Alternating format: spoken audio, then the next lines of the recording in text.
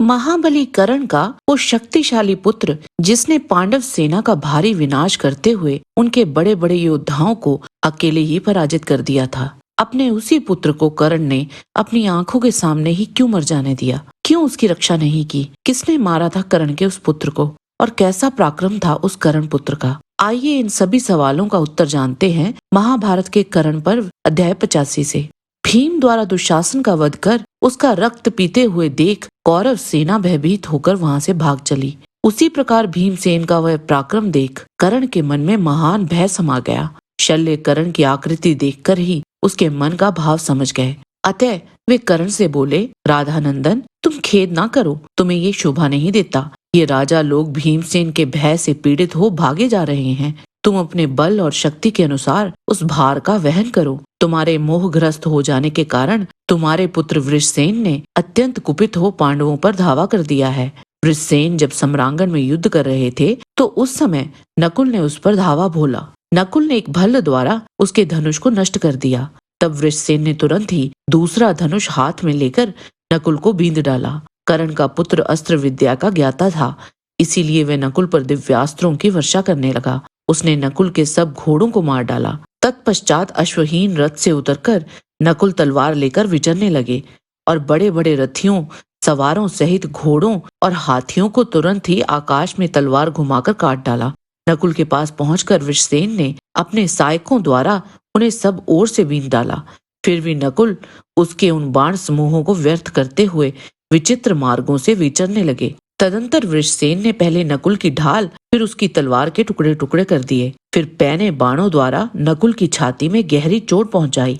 नकुल वृषसेन के बाणों से संतप्त हो बड़ी उतावली के साथ भीमसेन के रथ पर जा चढ़े। इससे वृषसेन को बड़ा क्रोध आया। वह एक रथ पर एकत्रित हुए उन महारथी पांडु कुमारों को बाणों द्वारा विदीर्ण करता हुआ उन दोनों पर बाण समूहों की वर्षा करने लगा। तदंतर वायुपुत्र भीमसेन ने अर्जुन से कहा, देखो, यह नकुल वृषसेन से पीड़ित हो गया है। कर्ण का ये पुत्र हमें बहुत सता रहा है, अतः तुम इस कर्ण पुत्र पर आक्रमण करो। अर्जुन जब उनकी बात सुनकर जाने लगे तब नकुल ने भी अर्जुन से कहा, भैया, आप इस वृषसेन को शीघ्र मार डालिए। नकुल के ऐसा कहने पर अर्जुन ने भगवान श्री कृष्ण के द्वारा काबू में किए हुए रथ को सहसा वृषसेन की ओर तीव्र वेग से हाँक दिया। अब अर्जुन और वृषसेन एक दूसरे के सामने थे। वृषसेन ने अर्जुन को 3, भीमसेन को 3, नकुल को 7 और श्री कृष्ण को 12 बाणों से बींध डाला। वृषसेन के इस कर्म को देखकर समस्त कौरव हर्ष में भर गए और उसकी भूरी भूरी प्रशंसा करने लगे। परंतु जो अर्जुन के पराक्रम को जानते थे, उन्होंने निश्चित रूप से ये समझ लिया कि अब ये वृषसेन आग की आहुति बन जाएगा। तदंतर अर्जुन ने समस्त सेनाओं के बीच वृषसेन पर धावा किया। वृषसेन उस समय कर्ण के सामने खड़ा था। अर्जुन को अपनी ओर आते हुए देख कर्ण कुमार वृषसेन भी उनकी ओर दौड़ा। फिर वीर वृषसेन युद्ध स्थल में अर्जुन को तुरंत ही एक तीखे बाणों से घायल करके बड़े जोर जोर से गर्जना करने लगा। इसके बाद वृषसेन ने 9 बाणों से श्री कृष्ण को भी चोट पहुंचाई। वृषसेन के चलाए हुए उन बाणों द्वारा पहले ही आहत होकर अर्जुन के मन में थोड़ा सा क्रोध जागृत हुआ था। फिर उन्होंने मन ही मन कर्ण कुमार के वध का निश्चय कर लिया। तदंतर अर्जुन ने शीघ्रता पूर्वक बाणों का प्रहार आरंभ किया। उस समय उन्होंने मुस्कुराते हुए वहां कर्ण, दुर्योधन और अश्वत्थामा आदि सब वीरों को लक्ष्य करके कहा, कर्ण, आज युद्ध स्थल में मैं तुम्हारे देखते ही देखते उस उग्र पराक्रमी वीर वृषसेन को अपने पैने बाणों द्वारा यमलोक भेज दूंगा। मेरा वीर पुत्र महारथी अभिमन्यु अकेला था, मैं उसके साथ नहीं था। उस अवस्था में तुम सब लोगों ने मिलकर उसका वध किया। तुम्हारे उस कर्म को सब लोग खोटा बताते हैं, परंतु आज मैं तुम सब लोगों के सामने वृषसेन का वध करूंगा। रथ पर बैठे महारथियों, अपने इस पुत्र को बचा सको तो बचाओ। मैं अर्जुन आज रणभूमि में पहले उग्र वीर वृषसेन को मारूंगा, फिर तुझ विवेक शून्य सूत पुत्र का भी वध कर डालूंगा।